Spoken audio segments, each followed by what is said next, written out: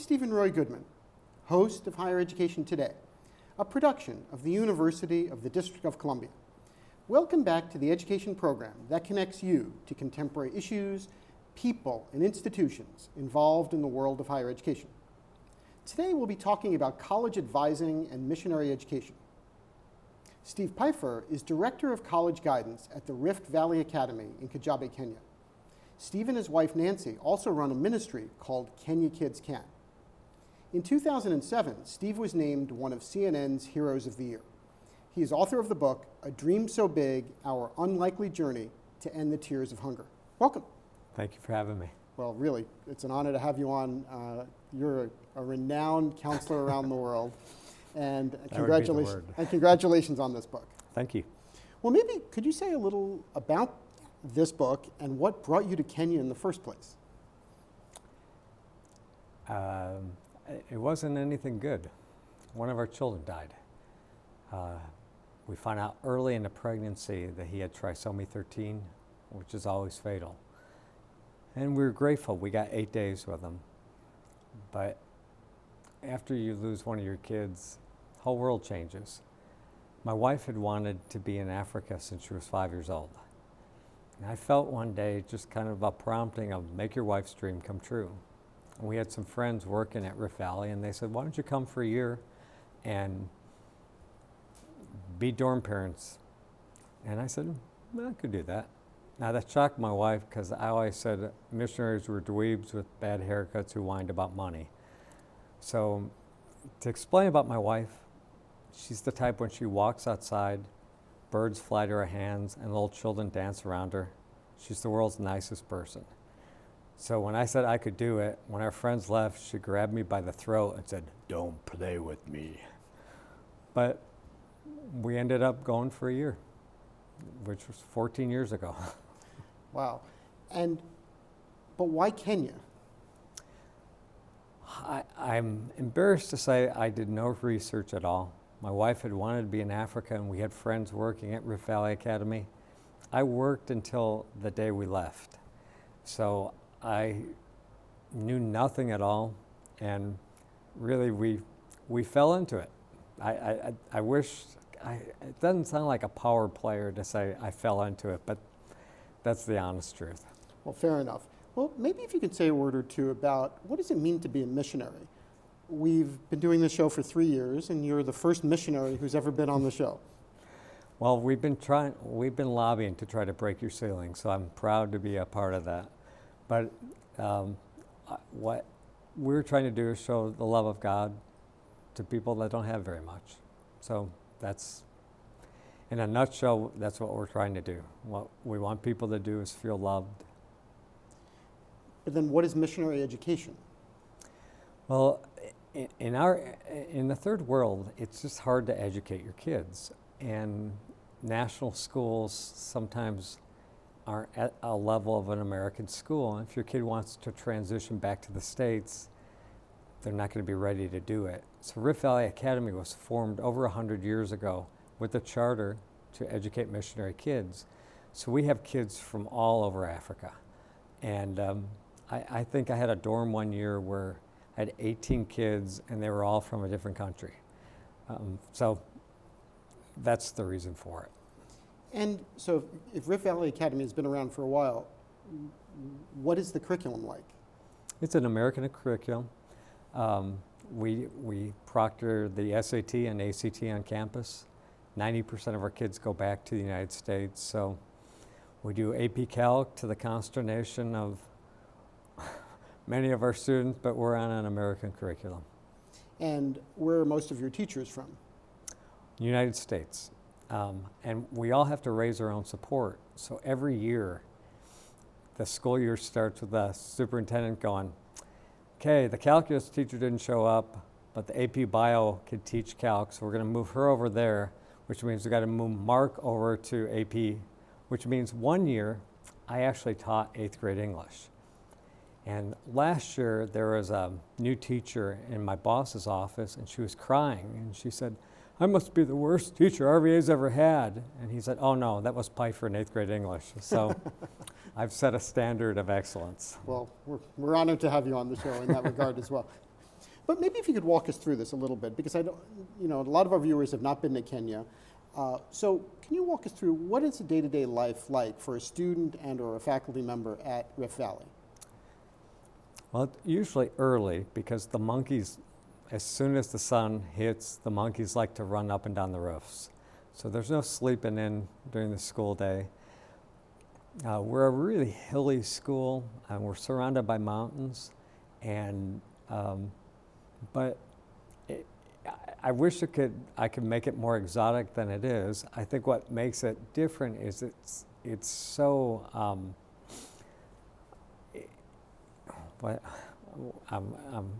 the word is fleeing me. It's so diverse. So many nationalities. We have a flag for every country represented on campus, and we just have a lot of different types of kids. But it's a regular K through 12 school with baboons on the campus.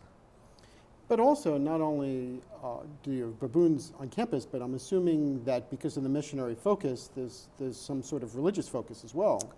Well, we do have a Bible requirement, and they do Bible, but I'm not sure that would be a whole lot different than most Christian schools in the United States. But the way it's set up at our school is they do half Bible and half PE. So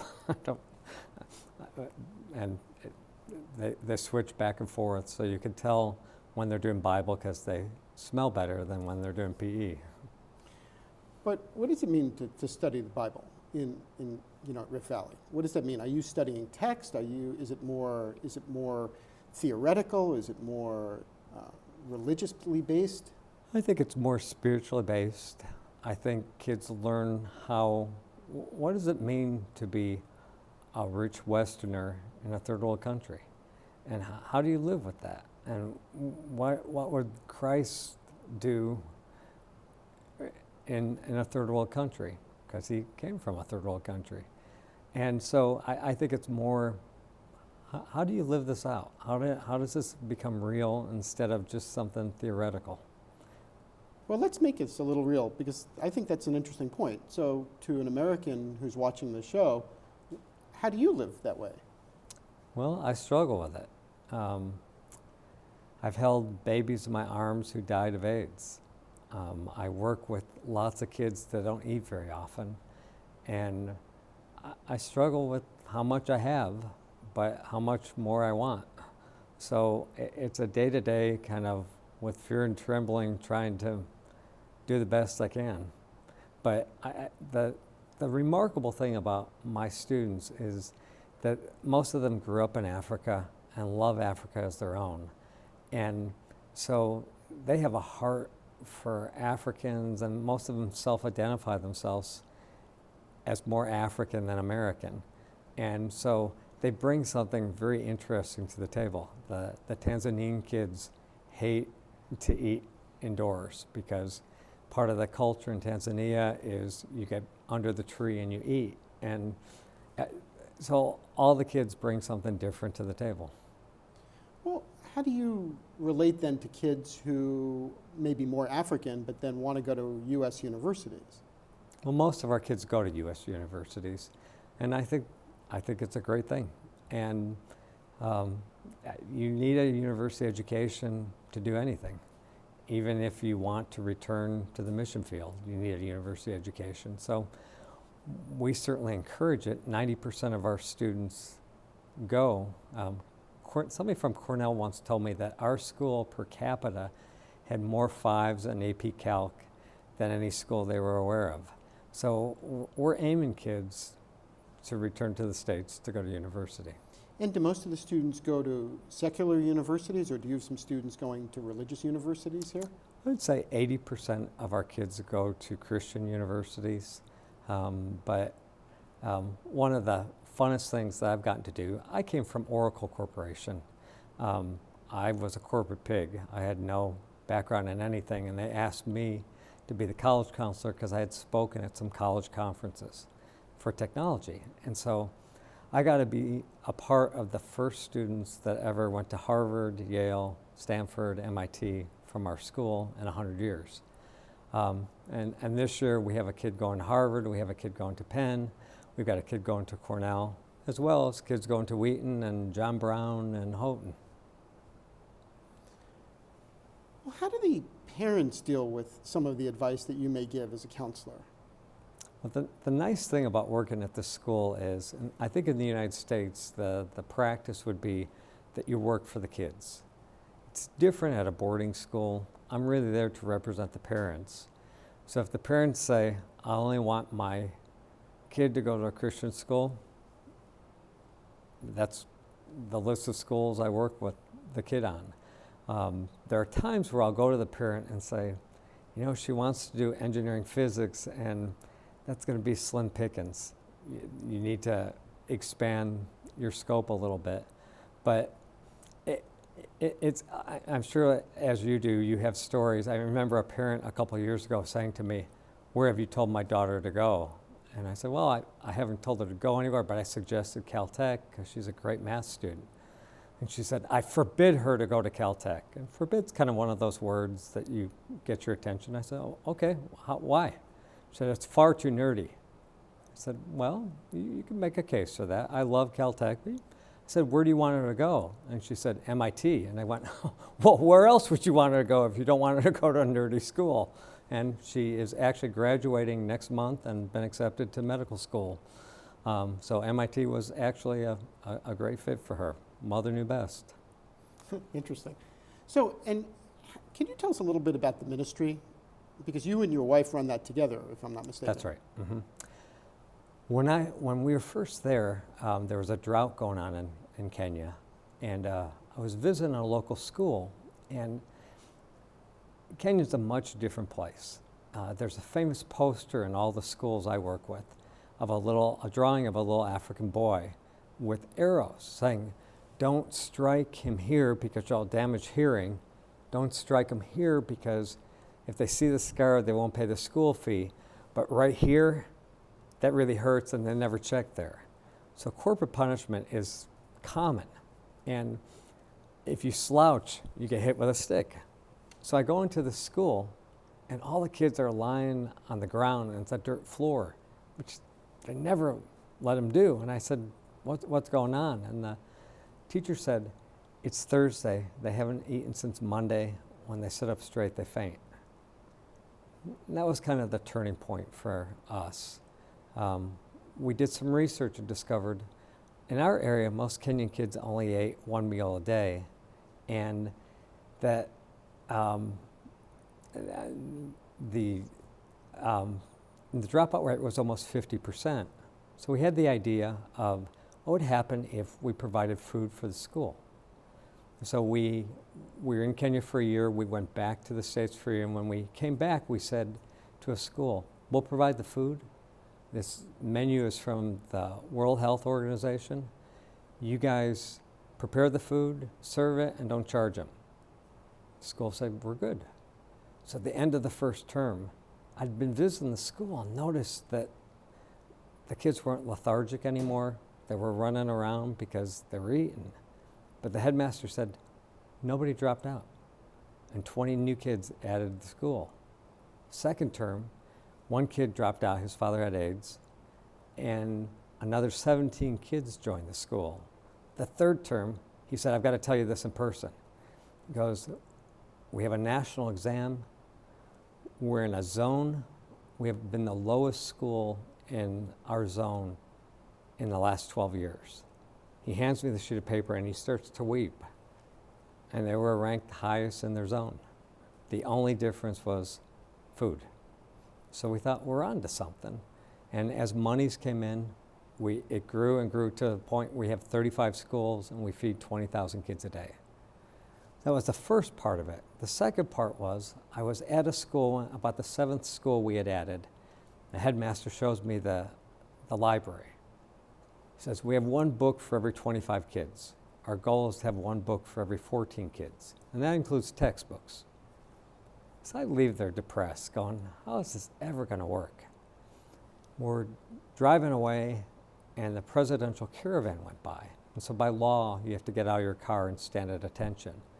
He goes by in a new Mercedes, which is cool. the big country, how to have a good car.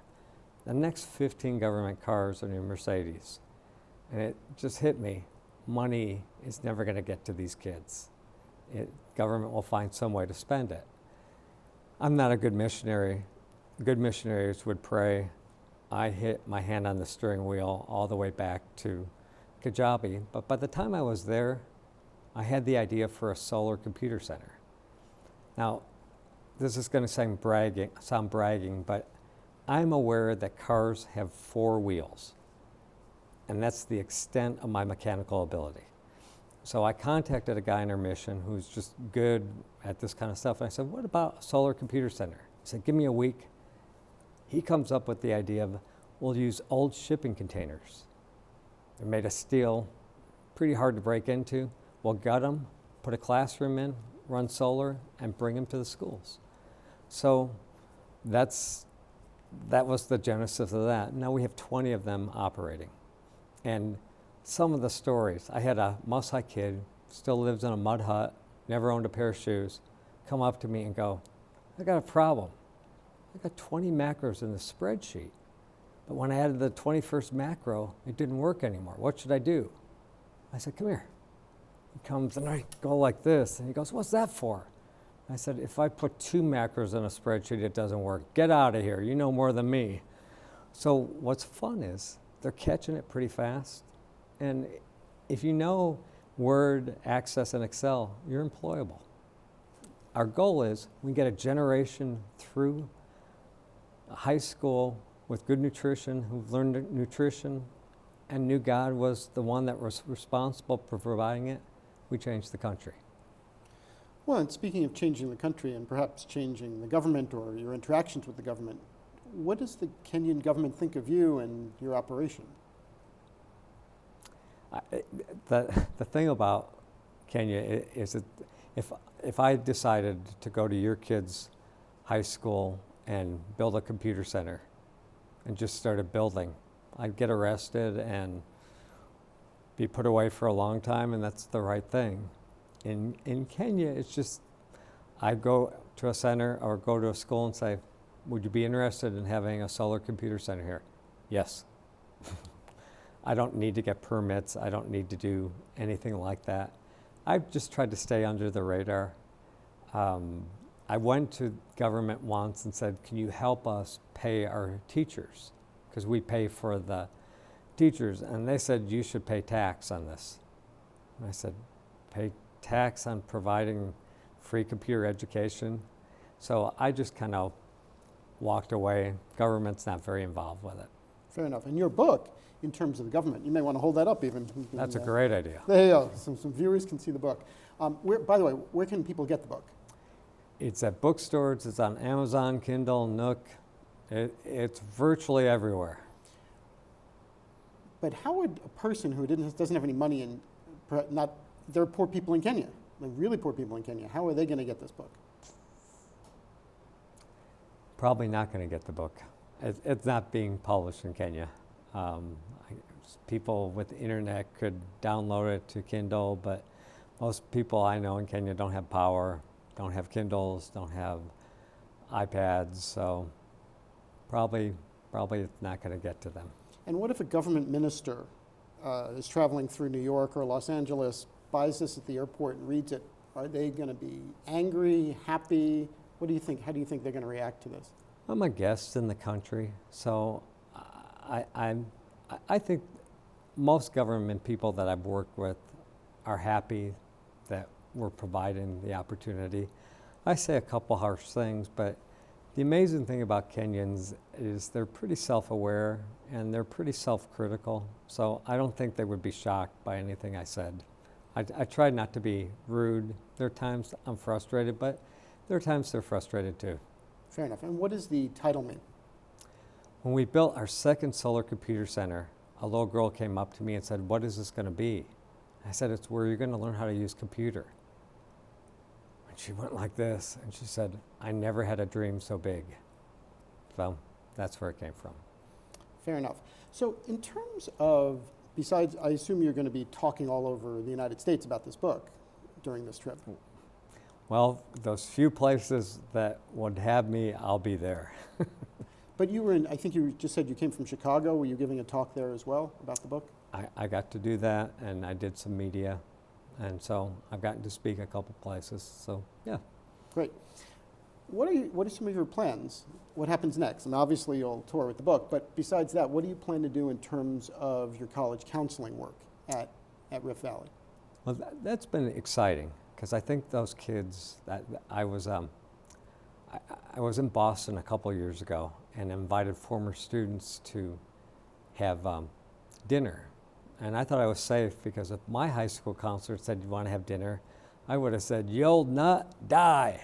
So I kind of thought I was safe, but they all showed up. 3 kids at Harvard, 3 kids from MIT, a kid at Wellesley, and a kid at Gordon. And the kid that went to Harvard, our first female to go to Harvard in 100 years, put her head on my shoulder and started to cry. I said, "Harvard been a hard place?" She said, "No, it's great." I said, "Why are you crying?" She goes, "You know, I did the term abroad in Argentina." I said, "Was that a hard place?" She said, "Amazing." "Why are you crying?" She said, "The president of Argentina is a Harvard grad. I got to live in the presidential palace." And I said, "Why are you crying?" She said, "Because when you told me I should apply to Harvard, I went back to the dorm and said, 'You were a dumb man.'" And I said, "I am a dumb man. That's how you got into Harvard." But like the first kid into MIT, MIT has a $100,000 entrepreneurial invention contest every year. He won it. And his idea was turning poop into gold and using human waste and making sellable fuel out of it.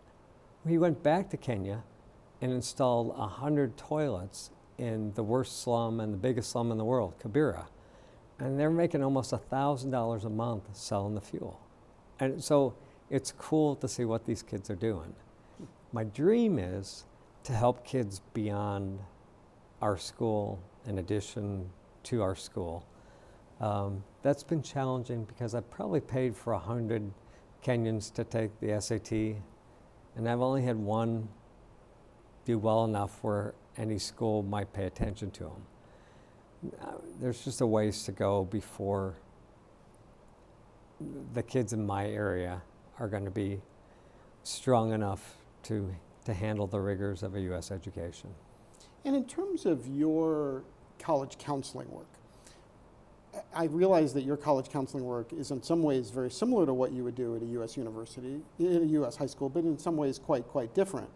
So when you come and talk to colleagues here in the U.S. about your college counseling, what shocking things hit you when you come back? The idea of some of my peers in wealthy schools that go and visit the colleges and make their presentations face to face. I dream about doing that sometimes. I was at a NACAC meeting once and had an appointment set up with a college and to talk about a certain kid, and I missed the meeting because I'd had so many appointments and they ran late. And when I finally had the meeting with them, they said, "What's special about this kid?" And I started weeping. And she was an amazing kid. But I was just kind of overwhelmed with the responsibility of it. She got in, she's doing fine, but the opportunity to pick up a phone and say, "Can I talk to you about this?" is hard for me because the time difference and because a lot of times the phones don't work. But I think pretty much we're all in the same place. We want to find the best fit for a kid. Sometimes that's dialing a kid down. No, you know what? If you went to Furman instead of Yale, your life will still go on. And you'll be so happy once you see Furman, you'll forget about Yale. Or telling a kid, you can reach higher. I think that stays the same wherever you are. And what about other missionaries? Do you have relationships with other missionaries in Kenya and throughout Africa? Mm-hmm. I work ad hoc with a lot of other missionary schools. I've been to 1,800 colleges in the U.S., so in Kenya anyway, I probably have 30 or 40 colleges that will call me and say, hey, what do you know about this school? It's just, they keep emailing my kid, and I can tell them what I think and tell them to take it with a grain of salt, but actually maybe this might not be the kid's first choice. And so I'm a resource for a lot of counselors and a lot of schools. And speaking about resources, we did a segment not too long ago about refugees, which really affected me very much because as I was preparing for the show, I realized that a lot of universities don't fund tuition scholarships for refugees. Well, we struggle. Most missionaries would be on food stamps. The year I won the big NACAC award, the last night of the NACAC conference, I didn't have enough money for my hotel. And the nice manager let me sleep in the lobby and gave me a key when somebody checked out so I could shave and shower. But what was funny is I held my award on my lap while I slept on the couch. So I'm sympathetic to how hard it is for international kids to get money in the United States. It's very difficult unless you're a real gifted kid, and most of us aren't. Most of us are in the middle.